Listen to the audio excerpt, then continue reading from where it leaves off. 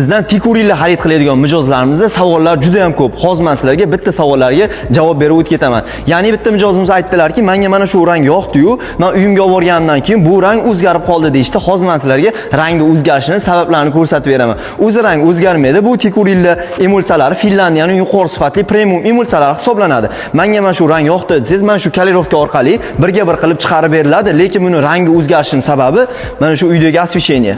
Buni qo'yamiz. Agar uyingizdagi rang oq bo'lsa, rangi o'zgarib ketadi. Agar limon rang bo'ladigan bo'lsa ham ko'rishinglar mumkin. Endi bundan ham to'qroq ko'rinishini bitta yo'li mana ko'rsanglar bo'ladi. Hammani uyidagi lustra, plafonlar har xil. Ularda berib turgan yorug'ligi siz olib ketib turgan rangingizga tushmay qolishi mumkin.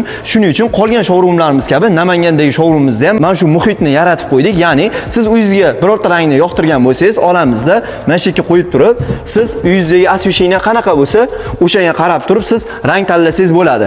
Keyin bu yerda ko'rganingizdan keyin sizda savol tug'ilishi mumkin. To'qroq rangidan foydalanaymikin yoki ochroqmi degan. Xuddi shunaqa savollarga siz Domstroy showroomlariga kelib javob olsanglar bo'ladi.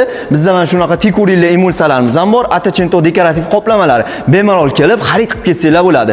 Namanganlik hamyurtlarimiz uchun manzilni tushuntirib o'taman. Namangan shahri Shamshiboy bozori, Taxta darvoza ro'parasida.